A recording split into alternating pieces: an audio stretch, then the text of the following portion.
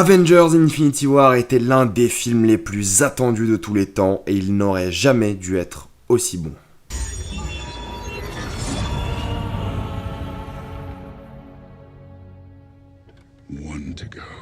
Cette vidéo n'est pas une critique d'Avengers Infinity War, pour ça je vous redirige vers ma critique à chaud sortie en avril. Sachez qu'il y aura aussi des spoilers, même si tout le monde sur Terre a vu le film. J'ai envie de parler de l'exploit principal du film, j'ai envie de vous faire comprendre à quel point ce film avait tout pour échouer. Et pour ça il faut commencer à parler de la genèse du projet qui est lancé avec l'apparition de Thanos à la fin du premier Avengers. Avengers, sorti en 2012, tease Infinity War 6 ans avant la sortie du film en introduisant Thanos. Entre Avengers et Infinity War, il y a 12 films Marvel qui continuent au fur et à mesure de montrer Thanos, que ce soit dans le premier Gardien de la Galaxie ou à la fin d'Avengers 2. Thanos devient une menace pesante sur le monde du MCU.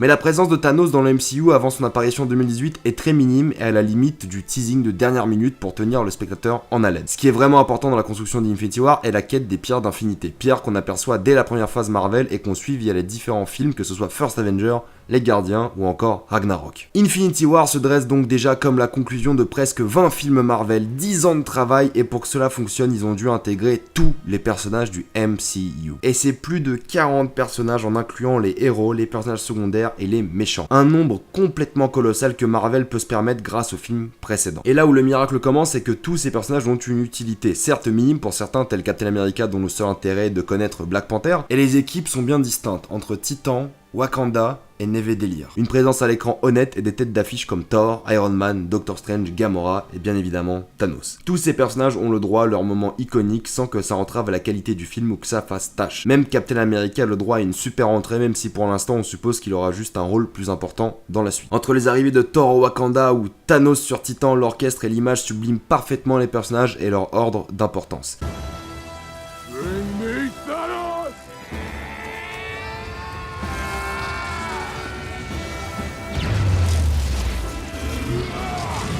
D'ailleurs, il n'y a pas que les entrées en scène qui sont iconiques, il y a aussi les sorties comme Loki, Gamora ou même Spider-Man.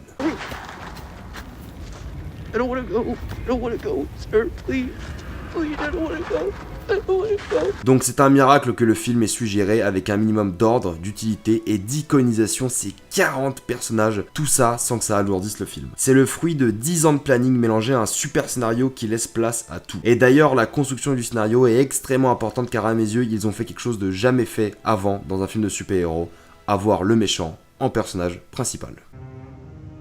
The hardest choices require the strongest wills. Thanos est bien plus que le méchant d'Infinity War, il est le personnage principal, il écrase complètement tout le monde en minutes de présence à l'écran avec presque 30 minutes des 150 du film. Mais le plus important est qu'on suit son parcours comme le parcours d'un héros classique. Il a une quête, récupérer les 6 pierres d'infinité, il a des obstacles, les Avengers, il connaît un moment difficile, la mort de Gamora, il se remet en question pour vaincre ses adversaires, la bataille sur Titan, il y arrive, la bataille au Wakanda, il finit le film victorieux, le claquement de doigts et le coucher de soleil. You should have gone for the head. C'est l'odyssée classique d'un film de héros. On peut facilement le comparer à un film tel que Spider-Man de Sam Raimi. Dans Spider-Man 2, Spider-Man a une quête. Faire le bien. Il a des obstacles, ses super pouvoirs et sa vie normale. Il connaît un moment difficile, l'incendie et le kidnapping de Mary Jane. Il se remet en question pour vaincre ses adversaires, l'arrêt du train. Il y arrive en vainquant Doc Octopus. Il finit le film victorieux, il redevient Spider-Man et finit avec Mary Jane. Dans Infinity War, on ressent le même besoin de voir Thanos récupérer les pierres d'infinité et réussir à faire son claquement de doigts, même si idéologiquement, ce n'est pas la chose à faire. C'est pour cela que c'était un énorme risque de tout miser sur un méchant tel quel pour un film aussi énorme. Pourtant, le pari est réussi. Ils mettent en avant Thanos comme l'icône du film et ils arrivent aussi à créer une véritable empathie pour ce titan génocidaire possédé par une idéologie complexe à juger. Et ils arrivent à nous faire culpabiliser car on a quand même envie de voir Thanos réussir. Non pas par idéologie, mais par pure construction du film, on a envie que Thanos y arrive. Et ils arrivent à créer, à mes yeux, l'un des meilleurs méchants de tous les temps. What did it cost? Everything.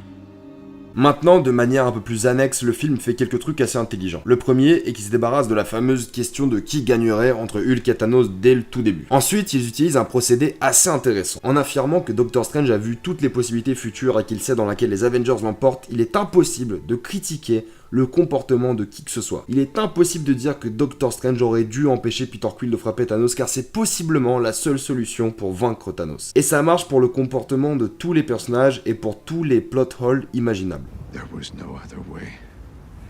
Le film a aussi cette qualité un peu oubliée des films Marvel et c'est le fait d'utiliser la musique au premier plan. Il y a plusieurs scènes dont 2 qui ressortent particulièrement, la mort de Gamora où la musique prend le dessus et nous montre la lente chute de Gamora et Thanos.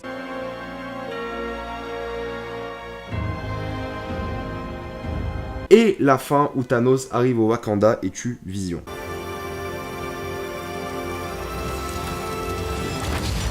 Ça renforce vraiment le côté tragédie grecque du personnage de Thanos en lui donnant un côté plus héroïque par la puissance de la musique. Et pour bien conclure le côté tragédie grecque, on finit sur un énorme cliffhanger et une fin des plus déprimantes possibles tout en étant une fin extrêmement satisfaisante car comme on le dit plus tôt, on suit Thanos et on a presque envie qu'il gagne. Donc le claquement de doigts est mérité et laisse la porte ouverte aux fans pour imaginer la suite avant la sortie du film un an plus tard. Et pour finir, l'un des films les plus attendus de tous les temps comme ça, il fallait aimer le goût du risque.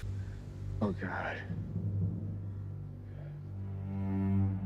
Pour finir sur une note un peu plus légère, il faut admettre que la campagne marketing était parfaite. Les bandes annonces, les posters, bref, rien à redire. Et il y a eu étonnamment assez peu de fuites du film. Il y a eu quelques photos de tournage et quelques fuites sur 4chan, mais le film n'a pas du tout été gâché par ce genre de phénomène. Ce qui est assez incroyable vu le nombre de personnages, d'acteurs et de personnes impliquées dans le long métrage. Et en parlant d'acteurs, c'est quand même l'un des plus gros castings de tous les temps.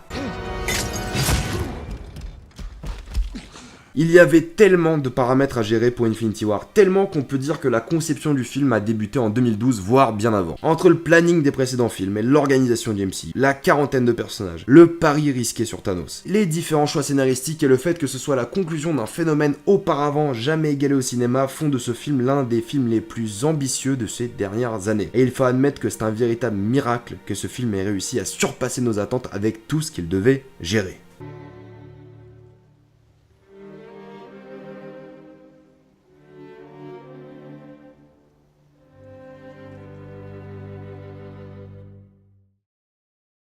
Salut à tous, ici Reg, j'espère que vous avez bien aimé cette nouvelle vidéo, cette nouvelle analyse sur Avengers Infinity War parce que je voulais reparler de ce film d'une manière un peu plus différente. Comme d'habitude, si vous avez bien aimé cette vidéo, ce sont les vidéos principales de la chaîne, donc partagez-les, aimez-les, commentez-les et racontez-moi pourquoi, à vos yeux, Avengers Infinity War est un miracle. Pensez aussi à me follow sur Instagram, sur Twitter, sur Facebook et bientôt à me soutenir sur Utip, je vous mettrai le lien un peu partout dès que j'aurai la permission. Ça sera un moyen pour vous de me soutenir gratuitement et ça me ferait énormément plaisir. Pensez aussi à voir mes anciennes analyses et mes critiques à chaud. Sur ce, je suis revenu de vacances, donc les vidéos vont en prendre un rythme tout à fait normal. Donc je vous dis à la prochaine fois et salut à tous.